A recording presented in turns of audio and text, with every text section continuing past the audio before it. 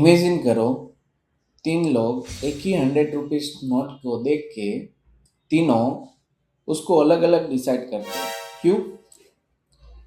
Finance को समझने का सबसे सिंपल तरीका है, पैसा सेम हो सकता है पर फाइनेंस उसके ओनर के हिसाब से डिसाइड होता है। मतलब उसका यूज उसके ओनर के हिसाब से चेंज हो सकता है। कैसे? चलो हम देखते हैं। पहला है पर्सनल फाइनेंस, घर का फाइनेंस।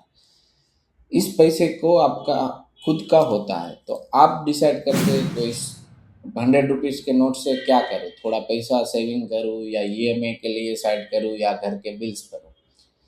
पर्सनल फाइनेंस का फोकस होता है सिक्योरिटी प्लस फ्यूचर प्लानिंग और फैमिली नीड्स को सेटिस्फाई करना।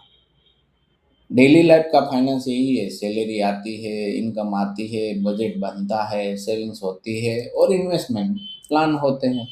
इसको हम पर्सनल फाइनेंस बोलते हैं। दूसरा है कॉरपोरेट फाइनेंस, मतलब धंधे का फाइनेंस। अब यही 100 रुपीज हम किसी कंपनी या बिजनेसमैन को देते हैं तो वो बस सोचते हैं कि धंधे में ग्रोथ कैसे लाए, स्टॉक के प्राइजेस कैसे इंक्रीज हो सकते हैं, नया बिजनेस वेंचर हम अक्वायर करें या ना करें। बिजनेस का फाइनेंस का फोकस होता है profit plus growth plus expansion.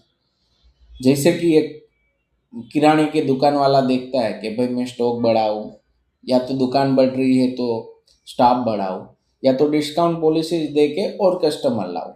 यही है कॉरपोरेट फाइनेंस। तीसरा है पब्लिक फाइनेंस, मतलब गवर्नमेंट का पैसा।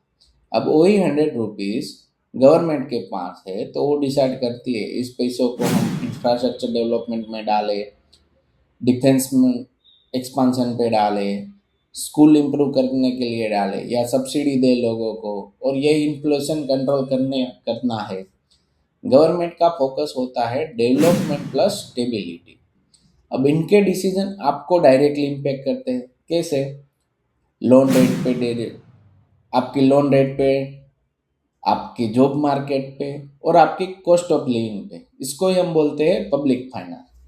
अब वही सेम 100 रुपीज पर जब ओनर चेंज हो जाते हैं तो फाइनेंस का पूरा पर्पज चेंज हो जाता है।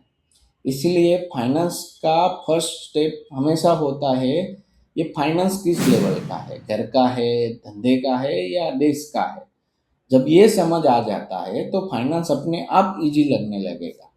ऐसे ही जब मोर वीडियोस देखने के लिए आप फॉलो करो फिन विथ अजय।